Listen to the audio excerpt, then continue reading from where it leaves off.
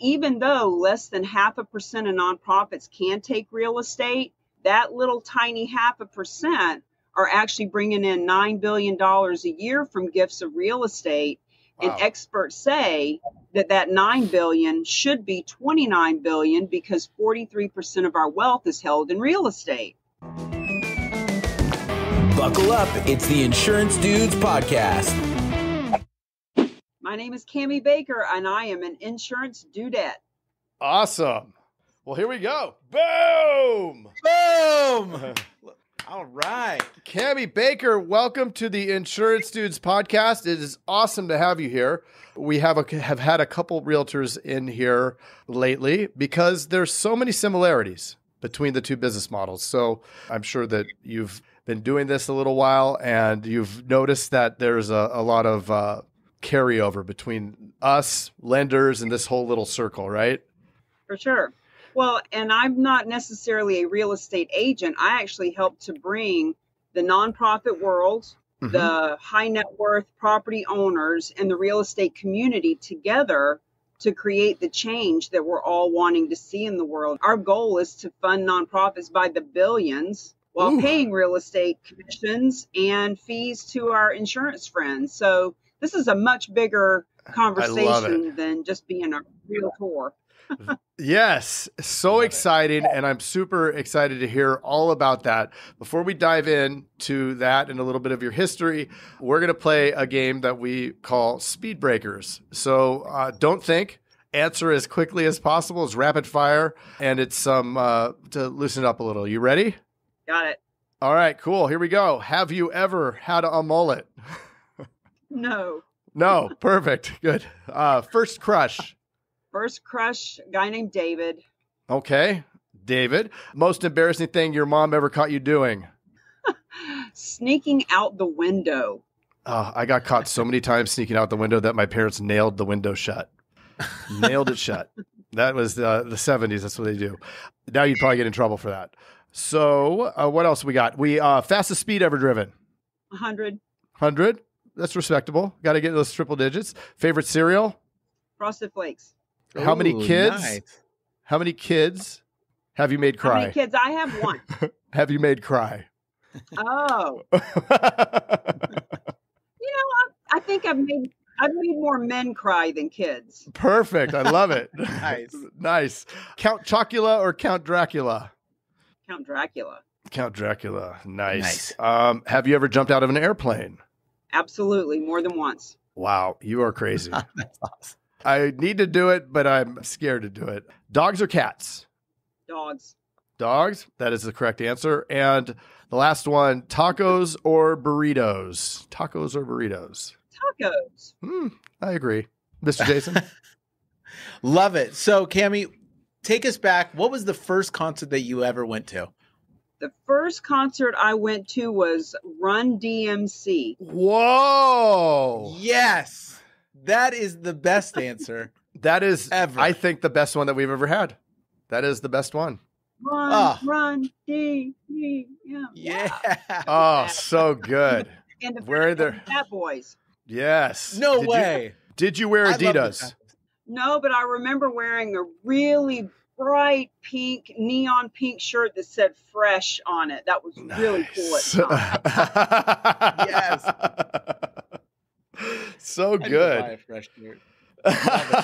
So take us back from Run DMC and the Fat Boys to now. How did you get into doing what you do now and everything? Let us know the deets. The deets. Well, I always like to share a little bit of my story of being a woman in recovery and a single mother when I got into real estate. I had moved across the country. I was an entrepreneur as a child. At 8 years old, I was selling gum to other kids at a profit and then taking that money and loan sharking it for high interest and collateral before I even knew what these words were. And I had owned a bar in Panama City Beach, Florida. So I was very much a go-getter my whole life. And then I found myself making a lot of really poor choices and getting caught up in alcoholism and things like that. But I got sober when I moved to New Hampshire. I now had a 2-year-old little girl. And what happened was my boyfriend and my drinking buddy and my boss were all the same person. Oh, boy. So it was time to make a change. So I put the plug in the jug, as they say, and I answered an ad that was in the newspaper. And in one of my books, I share, the internet and print, a newspaper. And so when I answered that ad, I became a listing coordinator for a real estate agent who did about 125 deals a year. And the beauty of that was I was completely ignorant. I had no idea anything about real estate, but I was hungry. I was determined to make it on my own with my daughter. I needed to make money, and I wanted to kind of crawl back up from the hole I had dug for myself. And so over a year and a half, I worked for this gentleman and learned everything about real estate. I did more real estate in a year and a half working for a guy that did that many deals than the average agent does in their whole career. And then I got my license. And when I got licensed, I learned really quickly that social responsibility isn't just the right thing to do. It's a great way to build your business. It's a great way to get out and meet people. And I was able to bring my daughter with me to events and promoting fundraisers and all that fun stuff. And over the years, I ended up working with all kinds of nonprofits, from Ronald McDonald House and Make-A-Wish to the smallest nonprofits in my area. And fast forward, I wrote a book and I got out of real estate, and now I am teaching people how to partner nonprofit with for-profit, make money making a difference, cause marketing campaigns, as we call it. And about 2 years ago, I was at a conference and I heard the speaker mention the magical words that brought real estate and nonprofit together for me, and that was charitable gifting of real estate. Ooh. And so I finally found a way that I could fund my nonprofit friends by the billions, that I could help the donors who only have so much cash and time, but who have a lot of assets in the real estate world, and also pay my real estate friends a full commission to list and liquidate these donations. So it was just a really wonderful new addition to my portfolio of ways of helping all of these folks. That happened just before the pandemic were canceled. All my speaking engagements were canceled. And it was just a perfect time to learn, here's a way that nonprofits can get funded without traditional fundraisers, without begging people to buy raffle tickets or go to a golf tournament. It's just a beautiful partnership of these two huge worlds of real estate and nonprofit. And of course, insurance, mortgage, loans, title companies. There's so many other businesses in the mix that can make money making a difference with how we do this. I love it. I'd like to dive deeper into knowing exactly how that process works. Sure. So, the bottom line is there's 1.3 million nonprofits in this country. And if you or I were to offer 99% of them $500 cash or the deed to a piece of property worth $500,000, 99% of the time they would take the 500 cash and that'd be it. Wow. They say no to real estate. It's complicated. It's risky. It might cost money to pay off mortgages and put on a roof and just all the things that happen in real estate. So nonprofits in general have been saying no to real estate since the beginning of time. But there is a tax code. 1917, United States government said, hey, if property owners donate real estate to a 501c3, there's huge tax benefits for them. So what I also learned is that even though less than 0.5% of nonprofits can take real estate, that little tiny 0.5% are actually bringing in $9 billion a year from gifts of real estate. Wow. And experts say that $9 billion should be $29 billion because 43% of our wealth is held in real estate. So we have a really simple way at the Real Agents of Change to partner the nonprofits and the donors so that the nonprofits have no risk. They never take title. They don't even need to know the address of the property. It could be anywhere in the country or anywhere in the world for that matter. And we have a way of liquidating the property and giving the proceeds to the nonprofits that they care about. Oh, that is so cool. My brain is swimming. Why can only 0.5% of the nonprofits get involved in that? Great question, Craig. I mean, the fact is any of them could. Okay. They all can by law, except real estate. But when you really think it through, a lot of these properties, let's say there's a mortgage on the property. When someone donates a piece of real estate to a 501c3, that 501c3 has to take title in order to instigate the tax benefit to the donor. Okay. Well, the only way you can take title is if the property is free and clear. So if there's a mortgage on the property, or if the donor wants cash from the property, let's say it's $1 million condo in Florida, and they say, I love the Boys and Girls Club. I'd like to give them $500,000, but I don't want to give them the whole $1 million. I want to get half of that back in cash. Well, the average nonprofit doesn't have a $500,000 sitting around. They don't know what to do with the strip mall 3 states away. They wouldn't know how to handle an office building that's 70% vacant. In other words, it's just complicated. It's convoluted. It's risky. So even though they can and they could, they simply don't. Most of them have it written in their bylaws that they don't take real estate. And even the ones that do take real estate, they'll take it on a local basis. If it's mortgage free, it's right down the road from the church and it's easy to sell.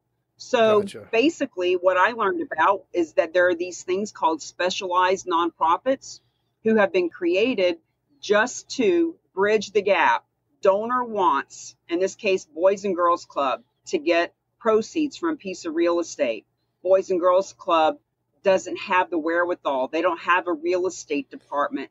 They don't have funds set aside to hold and manage that real estate while it's on the market, et cetera, et cetera. What would happen if it needed a roof or it had radon or, God forbid, a storm came through and demolished it? Like they don't know what to do with that. So this thing called a specialized nonprofit in the middle, they take title to the property.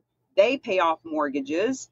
They have all the funds necessary to put on roofs and hold and manage, et cetera, et cetera. So this specialized nonprofit is our partner, and we guarantee that the real estate agents that are hired to list and liquidate these donations get a full commission. So that's basically the gist of how it works. It's really rather simple. And the bigger question is, how do we get this out into the community? How do we let the nonprofits know that they can benefit? How do we let our insurance friends and our mortgage friends and our real estate friends and all those people who want to be a bigger contribution to the world know, hey, look, instead of asking our friends to buy more raffle tickets and go to another golf tournament and donate another raffle basket, et cetera, what if we just let people know a gift of real estate on average is $550,000 from one piece of real estate. And that one piece of real estate, it can be divvied up in between 1 or 3 or 10 nonprofits. So it gives the donors a whole new way of giving smarter. It gives the nonprofits a way of getting funded instead of fundraising. And it gives the real estate and all the other advisors a way to show up as a contribution to the community. Wow. So the middle one is one of the 0.5%, which then facilitates for any nonprofit. Am I reading that right? Yes. Okay. Yes, you are. You're getting it right. And some of these middle 0.5% of them, some of them want to keep 70% of the proceeds or 30% of the proceeds. Some of them will, if you donate your real estate, you have to choose from their line of 6 nonprofits that they work with. One of them that we all know will accept cars or real estate, and they will give the donor the tax benefit that they want, but the donor can't choose where the money goes. That nonprofit has that marketing plan to fund their nonprofit.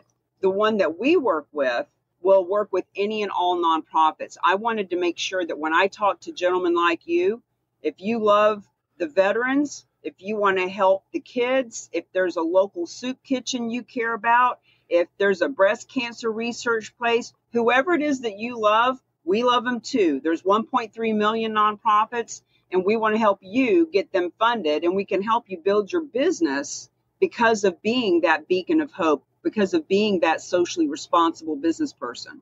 I love that. That is so cool. Super cool. Are there any additional tax benefits other than the donation of the property? Yeah. Is there any, what are the, Or what does that look like? what does that look like? There's two main tax benefits that are easy to talk about just as a general. So first and foremost, the real estate that's donated, there is no capital gains tax to be paid on what is donated. So, for example, we have a class that we teach the third Tuesday of the month. We do it live. And one of the examples we give is if you have a piece of property that's valued at $600,000, it depends. Like I'm not a tax accountant. I'm not a CPA. I'm not an attorney. You need to get your own consulting and all of this stuff. This is just a general example. Same with us. We are neither tax advisors or attorneys. Right. Well, that's for the attorneys. So depending on how much the person paid for the property and what their tax consequences are, et cetera, in general, if there's a $600,000 piece of property, let's just say that that's all capital gains for them. Maybe they got the property for free, right? Okay. They would pay, let's say on average, 30% for capital gains tax. So right off the bat, there's $200,000 that instead of going to the government is going to the nonprofit of their choice. Wow. And the other piece of it is they can write off the full $600,000 as the basis for their tax deduction. And if they were to take $600,000 cash off of their bottom line, well, there's another $200,000 that's not going to the government for income tax. Uh-huh. So there are the double dip. Right. But on top of that, here's the thing. 80% of people who donate real estate do it because they are a veteran and they want to help our vets. They do it because they have a house full of cats and they want to save the cat community. They do it because their mother died of breast cancer and they want to help the breast cancer survivors. In other words, they do it for the right reasons, not for the tax advantage. That's just an extra added bonus. And look, 20% of people do it because they want the tax advantage, especially this time of year. You know, we're shooting this in November. So November, December, people are thinking about last minute tax deductions. They're also thinking about last minute, how can I help the animal shelter? How can I help more people at Thanksgiving time, et cetera? This is a way for them to give smarter and give 7 times more than they normally would, because we as a society have less than 3% of our wealth in cash. 43% of our wealth is held in real estate. So this opens up a whole new way for the average donor to give from their wealth bucket instead of their cash reserve. So cool. What are some common misconceptions of this process?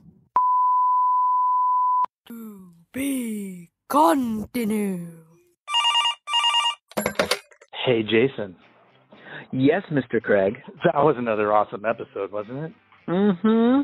Well, if people want to get a little bit more action and learn how to write $100,000 in premium off of even the worst internet leads, where could they go? They can go to live.teledudes.com. Ooh, that sounds exciting. Are we going to be there? Yes. It's a weekly call that we're doing right now it's live, and it will show you the process. The entire process is super awesome. I love it. Let's do it. Let's do it. Sign up right now, live.teledudes.com. Live.teledudes.com. That's live.teledudes.com. Hey, Craig, there's a new community that we are starting that I cannot wait to tell everybody about. It is our live texting community where you and I are going to answer people's questions and give them free content, right? Are you kidding me? We get to talk to them? Yeah, which is awesome, but they have to opt in. They have to text us at 520-214-2219. That's 520-214-2219. Nice. Craig, are you going to respond to these texts? I'm going to respond to them for sure. Live. I'm into it too. It's going to be awesome. And it's going to be our new texting community where we're going to get back to everybody that we can and drop some crazy content, free content, and free the calculator that you just came up with. And That's right. The calling calculator, sales material. I mean, everything for insurance agents. This is it. It's the best texting community out there for insurance agents. Well, what the heck is that number again? I can't remember it. It's 520-214-2219. That's Okay. 520-214-2219. I love it. I'm going to text it right now. 520-214-2219. All right. I'll see you later, Mr. Jason. Bye, Mr. Craig. Wait, do they even listen to this on the radio anymore? I love it. I love it. Nice. All right.